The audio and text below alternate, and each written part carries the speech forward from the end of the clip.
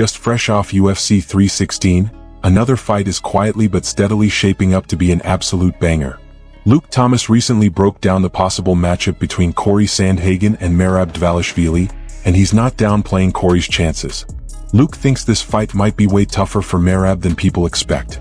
One of the big reasons being Cory's leg lock game. Luke said it is slick and dangerous. And if Merab uses the same kind of wild grappling style he showed against Sean O'Malley, he might walk straight into a trap.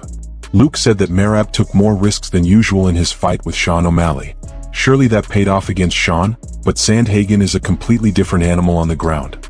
His BJJ is underrated, and when he faced Deiveson Figueiredo, he dominated the ground game, timing, control, scrambles and everything. Cory doesn't just submit people. He scrambles, he shifts momentum, and he never lets you breathe. That's dangerous against a guy like Merab who wants to grind you down for 15 or 25 minutes. Now, of course, Merab is a beast too. His cardio is insane. His pressure is relentless. But if Cory can find just one opening, grab a limb or reverse position, this whole fight could flip in a second. This is, to me, the million-dollar question. On the feet, obviously, he's a lot better than Merab. Okay, no question in my mind. Long, leaps in, all kinds of awkwardness. Yeah, and he can obviously use knees in a way that he can combine disparate striking elements. Also, really no question in my mind, if Merab wants the takedown, he can get it. The issue for me in both the first fight and in particular the second fight is that when he got taken down into open space and now he's flat on his back and he's got full guard, that was a problem in the first fight and that was a problem in the second fight. The question you have to ask yourself is, does Cory have a solution to that problem? But I believe that the leg locking game of Cory Sandhagen could be quite valuable. Now, the problem is it's going to be very difficult to get into a good place to do them when Merab goes chest to chest, 2 knees on the ground. Although in this fight, he kind of opened up a little bit more. He had good tight control, but at the same time, he was willing to create some space to do that. The fans are in for something wild if this one gets made. One of the most underrated technical strikers in the division versus the Georgian pressure machine. But let us know if Cory Sandhagen is really a big threat to Merab Dvalishvili. Drop your thoughts down in the comments section. Meanwhile, Ariel Helwani just lit up Jon Jones in one of the most direct and brutal takedowns we've ever seen from the veteran MMA journalist.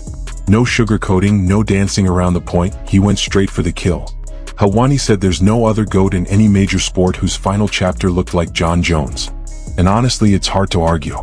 Instead of ending his career by taking on the most dangerous contender in the division, Jon Jones is stuck in Twitter beefs, dodging the one fight fans actually want. But Ariel didn't just rant. He came with receipts. According to Helwani, the UFC bent over backwards to make this fight happen. They met Jon's financial demands, they got him exactly the money he asked for. And at first Jon said yes. But then he backed out. Not once but multiple times. Helwani said the UFC has been trying everything to make the fight happen, but Jones just won't commit. Now let's be clear, Jon Jones isn't saying he's done fighting. He's saying he's not interested in fighting Tom Aspinall specifically. That's the real issue. It's not injury. It's not scheduling. It's Tom. They got him the money. But, there was a back and forth. They got him that money. They finally got him that money. And he said yes. And then he said no. And since he said no, they've been trying to figure out a way to get him to do this fight. One last fight. He ain't budging. That he is not interested. When I say not interested, I don't mean not interested in fighting. I mean not interested in fighting Tom Aspinall specifically. Tom thinks he's cooking with all of these right here. He thinks he's having like the greatest run on Twitter. What's really happening is he's cooking his own legacy right now. He's making a mockery of his legacy. Show me a great champion. Show me a great. From Jordan to Tom Brady to Ali to Lemieux to Gretzky. Show me someone who acted like this in their final chapter. Show me. Who refused to pay it forward. Jon just doesn't want anything to do with Tom. I think speaks volume because here he is campaigning for a Francis Ngannou fight. And that hits hard. While Jon is out here tweeting memes and jokes, the fight world is losing patience. The longer he dodges Aspinall, the louder the criticism gets.